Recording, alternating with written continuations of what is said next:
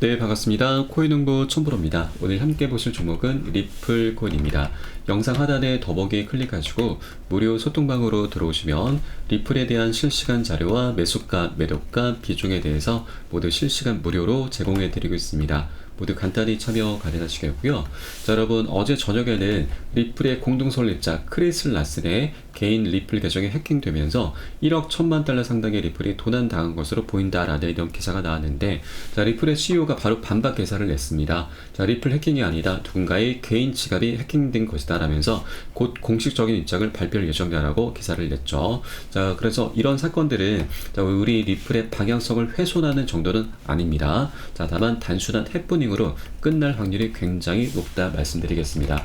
작년 11월 달에도 블랙록에서 리플 ETF 관련한 가짜뉴스가 생성되면서 고점에서 저가까지 마이너스 20%나 급락하는 흐름이 전개됐었습니다.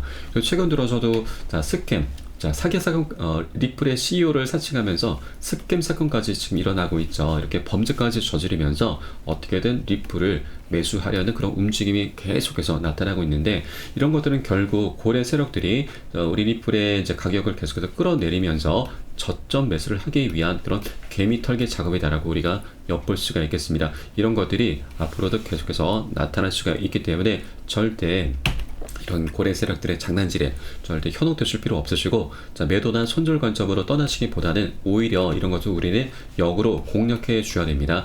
단 한 개의 코인이라도 계속해서 모아 나가시는 이런 전략적인 기회로 삼아 주셔야 된다고 말씀드리겠습니다. 자, 왜냐면 우리 리플의 방향성은 너무나 명확하게 정해져 있기 때문이죠. 자, 가장 관건이 SEC와의 소송이죠. 이 소송도 이제 곧 끝나게 될 것으로 보여집니다.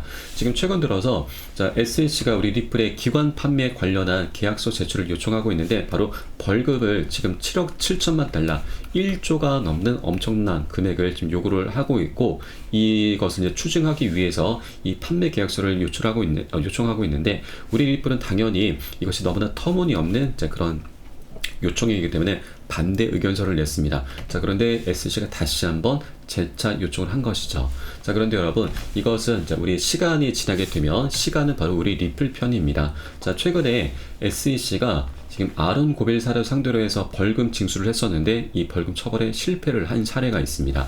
자, 법원은 SEC가 아론 고벨사의 가시적인 투자자 피해액을 제시하지 못한 것을 근거로 해서 SEC가 아론 고벨사에게 처음 요구했던 벌금을 온전히 환수할 수 없다라고 판결을 내렸었죠.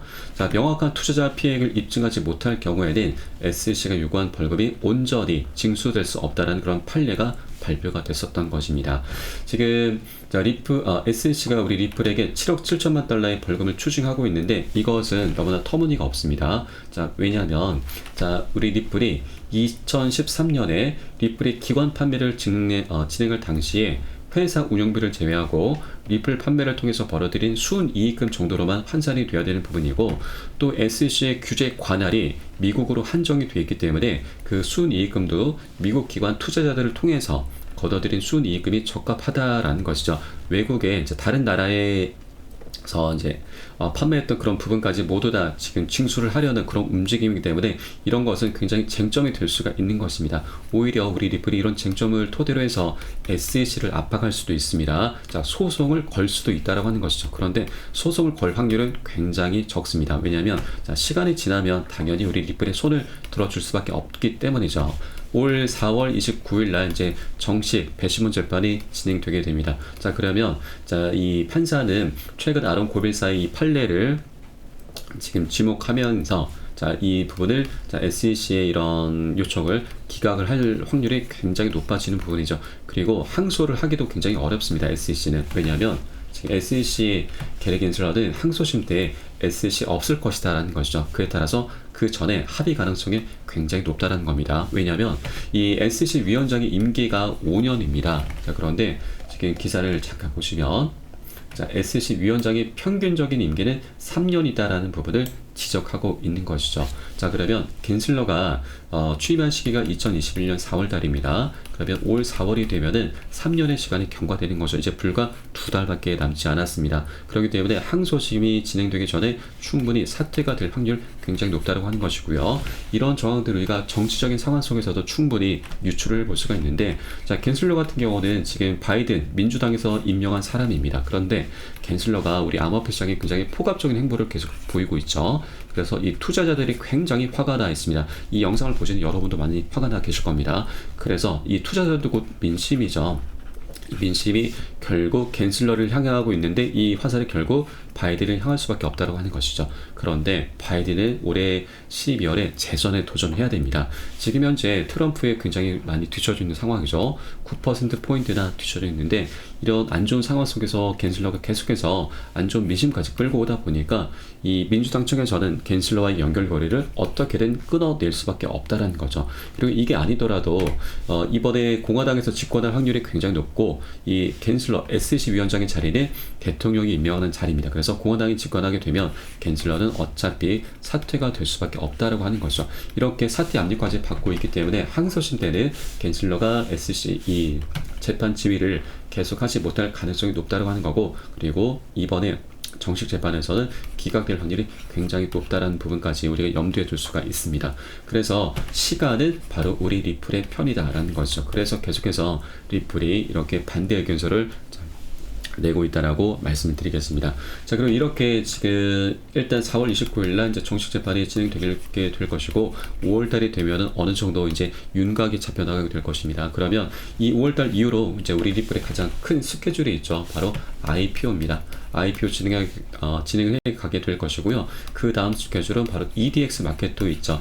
EDX 마켓도 굉장히 중요합니다. 지금 EDX 마켓은 월가의 큰 손들 6개 운용사들이 합세해서 만든 거래소인데 여기에는 총 4가지 코인이 상장이 됐었죠. 그 중에 비트코인 캐시가 상장되면서 250% 4배에 가까운 상승력을 보여줬습니다. 그만큼 굉장히 중요한 이제 이 부분인데 지금 현재는 비트코인 캐시가 이렇게 빠져 있습니다. 상장 폐지를 당했죠. 그래서 4번째 코인으로서 여러 가지 코인들이 지금 대두가 되고 있는데 그 중에 가장 유력한 것이 바로 리플 코인입니다. 자, 그러면 리플 코인이 이렇게 상장이 된다 하면 자, 비트코인 캐시가 250% 4배 가까운 상승률을 보여줬는데 여기까지는 아니더라도 단 2배 정도, 자, 100%만 상장된다 하더라도 굉장히 강력한 급등 흐름이 전개될 수 있다고 하는 것입니다. 이렇게 여러 가지 호재들이, 숙제들이 많이 산재해 있습니다. 이런 것들이 SEC와의 소송이 어느 정도 해결이 된다 하면 자, 이런 숙제들이 이제 강력한 호재로 변할 수가 있다고 하는 것이죠. 이렇게 리플의 방향성은 너무나 명확하게 정해져 있습니다. 다만 시간이 몇 달 정도 소요가 될 수 있다는 거죠. 그런데 이것도 자, 이런 SEC와의 합의에 대한 이런 부분도 어느 정도 윤곽이 잡혀 나간다 하면 자, 그 기대감으로 인해서 먼저 자, 소송이 끝나기 전에 먼저 급등하는 흐름 전개될 수 있다 말씀드리겠습니다. 자, 작년 7월 달이었죠. 7월 달에도 자, 리플이 SEC와의 소송에서 약식 판결에서 승소를 이제 일부 승소이긴 하지만 승소를 따르면서 80%나 한 번에 급등을 시켰던 이제 리플입니다. 그래서 이 SEC와의 소송도 어느 정도 윤곽이 잡혀 나가고 있기 때문에 이제 곧 멋진 급등 차트 만들어질 수 있다 말씀드리겠고, 그렇기 때문에 나중에 급등으로 전개되게 될 때 추격 매수 하시면 안 되시죠. 추격 매수 같은 여러분 손절입니다. 그래서 이렇게 외부적인 요인에 의해서 눌림권이 나타나는 게 굉장히 좋은 기회다라고 하는 것입니다. 계속해서 수량을 한 개 코인이라도 계속 모아 나가셔야 되고요. 고점에 물려 계신 분들 평균 단가 낮추시고 기존 홀더분들께서는 비중을 확대해 나가시면서 수익을 극대화할 수 있는 전략적인 기회 구간이다라고 말씀드리겠고요. 이에 따른 매수가, 매도가, 비중 관리가 어느 때보다 중요하게 부각되고 있습니다. 이것이 어떤 호재들보다도 가장 먼저 선행이 돼야 되는 부분이라서 제가 가장 중요하게 생각하고 있는 부분이기도 하고요. 제가 카톡방 통해서 실시간으로 빠르게 여러분께 공유를 해드리면 이 사인에 따라서 발빠르게 안전하게 매수, 매도 진입을 해주시면 되신다 말씀드리겠습니다. 자, 그래서 위 번호로 010-6531-7908 010-6531-7908 숫자 3번 문자 한 통 넣어주시면 되겠습니다. 제가 현재 운영하고 있는 공개 카톡방 링크를 바로 보내드리고요. 자, 물론 100% 무료로 운영되고 있습니다. 안심하고 들어오셔서 기존에 계신 많은 투자자분들께서 어떻게 매수가, 매도가, 비중 관리 받으시면서 수익으로 연결하고 계시는지 지켜만 보셔도 괜찮습니다. 자, 많은 도움 되시고 공부도 되실 거다 말씀드립니다. 자, 그리고 혹시라도 나는 문자가 좀 어렵다 하시는 분들께서는 자, 영상 하단에